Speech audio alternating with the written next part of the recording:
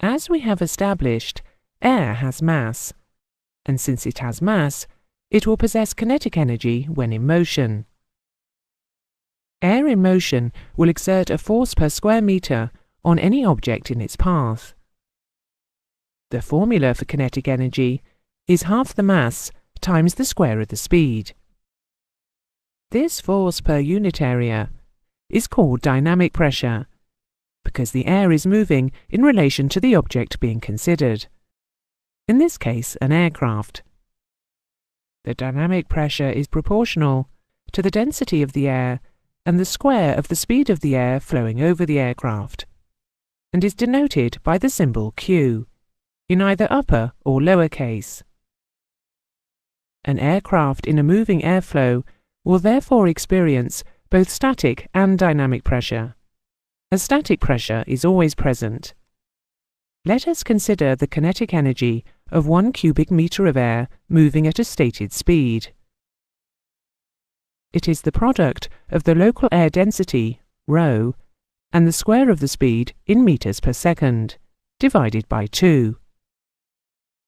If this cubic meter of air is completely trapped and brought to rest by an open-ended tube, the total energy will remain constant, but by virtue of being brought completely to rest, the kinetic energy is converted to pressure energy. This pressure energy is, for practical purposes, equal to half the density times the square of the speed, usually referred to as half rho v squared newtons per square meter. Let us consider an airflow of 100 knots, which is 52 meters per second, at ISA density of 1.225 kilos per cubic meter. Dynamic pressure is half rho v squared. That is 0.5 times 1.225 times 52 times 52, which equals 1,656 newtons per square meter, or 16.56 hectopascals. If the speed is doubled, dynamic pressure will be 4 times greater, as the factor in the equation is speed squared.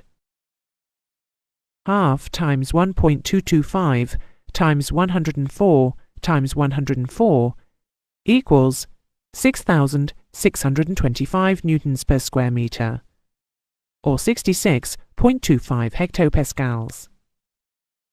In a tube of an area of 1 square meter, a force of half rho v squared newtons will be generated.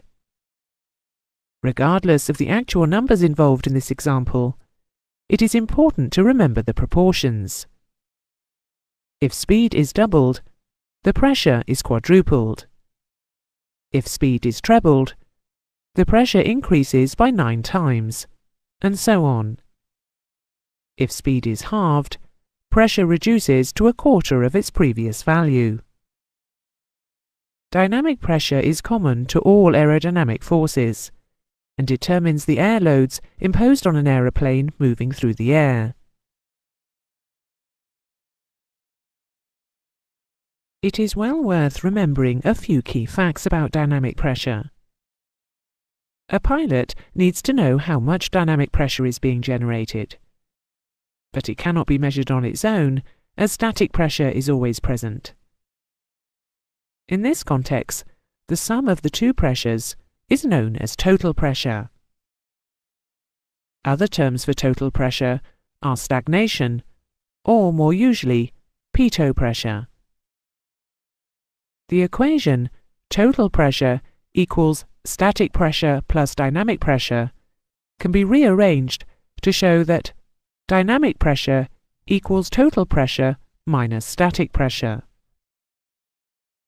The significance of dynamic pressure in understanding the principles of flight cannot be overemphasized.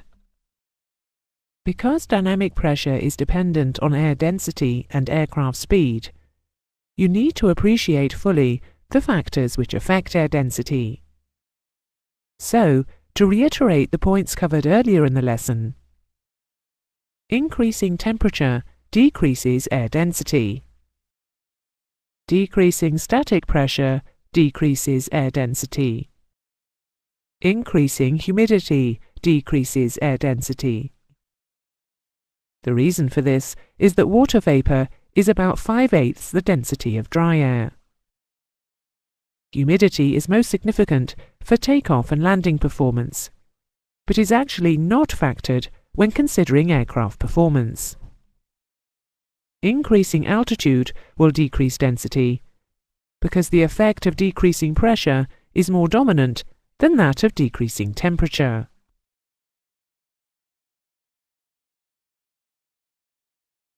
All aerodynamic forces acting on an aircraft are determined by dynamic pressure, so it is essential to have a way of measuring it and presenting the information to the pilot in the required manner. A sealed tube, open at the forward end, is located to face into the airflow created when the aircraft is moving. The pressure in the tube, which is known as the pitot tube after its inventor, 18th century French hydraulic engineer Henri Pitot, is dynamic plus static, and in this context is called pitot pressure. A way of subtracting the static pressure from the total has to be found, and this is achieved by way of one or more vents located on a surface parallel to the airflow, usually on the fuselage, which will sense static pressure. If you look at the diagram on the screen, you will see that pressure from the pitot tube is fed to one side of a diaphragm inside a sealed case, and static pressure to the other. The two static pressures, essentially the same pressure, cancel each other out, and the diaphragm will sense only dynamic pressure. Movement of the diaphragm moves a pointer over a scale, so that the changes in dynamic pressure caused by changes in airspeed can be observed by the flight crew. But the instrument is calibrated to ISA sea level density, so will only give a true indication of airspeed when the density is 1.225 kilos per cubic meter. At any constant density, the faster the aircraft moves through the air, the greater will be the dynamic pressure. This isn't a problem, since the pilot needs an indication of dynamic pressure, which is what the instrument, the airspeed indicator or ASI provides, being made in such a way that it indicates the square root of the dynamic pressure in nautical miles per hour, known as knots, or in some old aircraft, in statute miles per hour. So if this indicated airspeed is doubled, the speed of the aircraft through the air will also have doubled. There are, perhaps rather confusingly until you are familiar with them, several different categories of airspeed. The simplest is the indicated airspeed, IAS, which, as its name implies, is the airspeed shown on the ASI.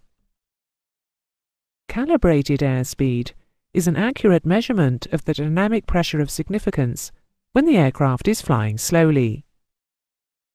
The position of the pitot tube and static vents, and the aircraft's undercarriage and flap position, or configuration and attitude, will all affect the pressures that are sensed, particularly those at the static vents.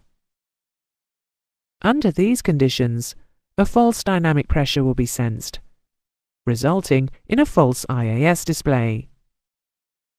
When IAS is corrected for this error, which is known as position or pressure error, the resultant speed is calibrated airspeed, CAS. The error may be placarded in the cockpit or in the flight manual, and will include known instrument error. Equivalent airspeed, or EAS, is the corrected airspeed achieved by allowing for the compressibility of air at high speed, usually only significant above 300 knots. Air is compressed in the pitot tube, giving a false, higher IAS. At a given density, the amount of compression depends on the speed of the aircraft. EAS allows for both position and compressibility errors. True airspeed is the actual speed of the aircraft through the air, and is the only real speed of those considered so far, all the others being dynamic pressures. The ASI is merely a pressure gauge calibrated to read as speed. TAS is EAS divided by the square root of the relative density. That is the ambient density as a proportion of the ISA sea level density. The ASI is calibrated to ISA sea level, so it will only read TAS if the density is 1.225. Thus, at 40,000 feet, where the density is close to 1/4 of the sea level value, the aircraft will be moving through the air twice as fast as at sea level to maintain the same EAS. The speed of sound, which is symbolized by a lowercase a, varies with temperature. Sound waves are weak pressure waves, which propagate from their source spherically through the atmosphere. The speed at which these sound waves travel is proportional to the square root of the absolute temperature of the air. The lower the temperature, the lower the speed of sound. On a standard day at sea level, the speed of sound is about 660 knots, or 340 meters per second. At high true airspeeds and/or high altitudes, it is essential for the pilot to know his speed relative to the local speed of sound. This relationship is called the Mach number, symbolized by a capital M. The formula for Mach number is TAS divided by A, the local speed of sound. For example, if the aircraft's TAS is 4/10 of the speed at which sound pressure waves propagate through the air around the aircraft, the Mach meter will register Mach 0.4. How the Mach meter works is covered in the instruments syllabus. If an aircraft's speed approaches the speed of sound, there will be a Mach number at which the speed of the airflow over some parts of the airframe, usually the point of maximum thickness of the aerofoil, first reaches the speed of sound. This Mach number is called the critical Mach number, or M-crit.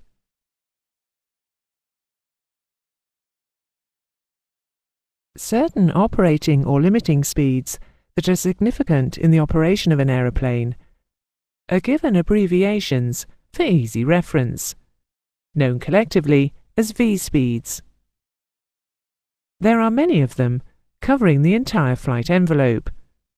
For example, VS, stalling speed, VR, rotate speed, and VY, best rate of climb speed. All the above-mentioned speeds are calibrated airspeeds, as they relate to operations at low speed. Maximum operating, VMO, is an equivalent airspeed because it is a high speed. However, all the speeds quoted in the flight manual are adjusted to indicated airspeeds, since this is what the pilot will see on his ASI, which may have coloured arcs around the outer edge to indicate some of the main limit speeds. The atmosphere is the element in which aircraft operate, and it is important that you understand how the properties of the air, pressure, temperature and density change throughout the part of the atmosphere in which you fly. It is particularly important that you understand the concept of dynamic pressure and how it is involved in many of the aspects of the principles of flight. The next lesson deals with basic aerodynamic theory, in which you will see the application of some of the facts you have just learned.